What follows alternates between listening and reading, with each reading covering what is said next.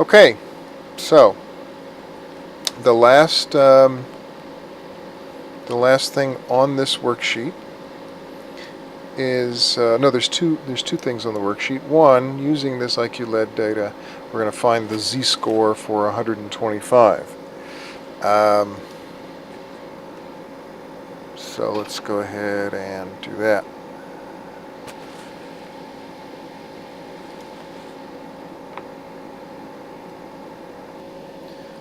To do that, we're going to need the mean and standard deviation for this IQ-led data. So once again, I go back to my Excel.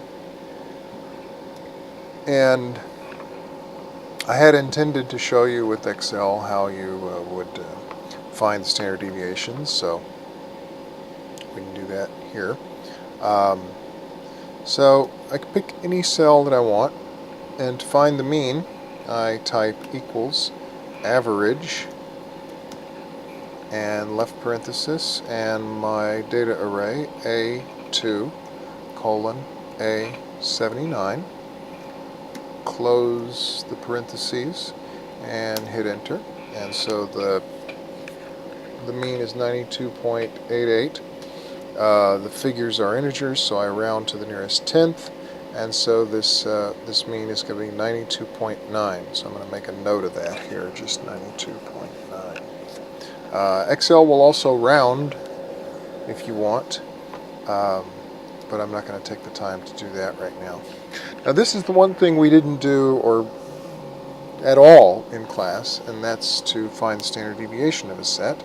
So that's just as easy. You type equal STDEV. Now you notice that you'll get several, you'll be offered several autocomplete options: STDEV, point P, point S, STDEVA, DEVPA. Just use STDEV. Just use STDEV. And I then put my left parenthesis. Once again, it asks for my data array, so that's A2 colon A79, and I close those parentheses and I hit enter. And the standard deviation it gives me is 15.34451.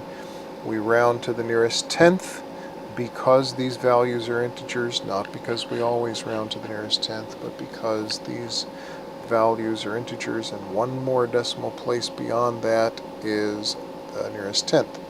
And so my standard deviation is 15.3. Now, to calculate the z-score for 125,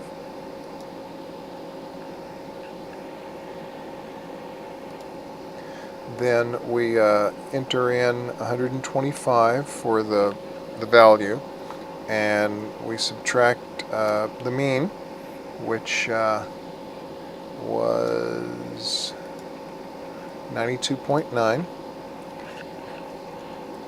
And this is not, what I'm doing here is in what's called math type. It is not a calculating program. It's just a typeface program that allows users to type in math stuff. They have papers that have math stuff in them. And then the standard deviation goes in the denominator, and the standard deviation is 15.3. So that's going to be the z-score. And so to calculate that, I'm going to type equals left parenthesis 125 minus 92.9, close my parentheses, divide, which is the forward slash, 15.3. I hit enter, and I get a z-score of 2.098, but we round to the nearest two decimal places, and the 8 rounds the 9 up to a 1, so the z-score is 2.1. So that's approximately equal to 2.1. So, the question was to find that z-score and determine whether the value is unusual. Well, the answer is that yes, this is unusual because it is greater than 2. Now, the last item on this sheet is to use this formula to determine the percentile corresponding to a score of 101. So we say, hey, 101, what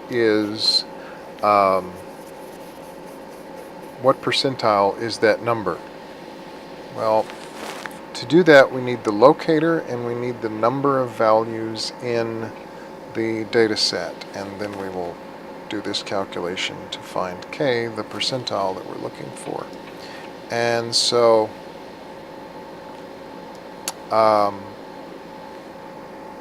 we have the title IQF in the first place, so we're not going to use that as a or the score of 50 is not our first locator. So I'm going to copy all these. I'm going to copy these,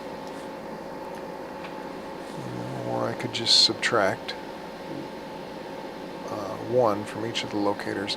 But I'm going to copy them and I'm going to put them in column H.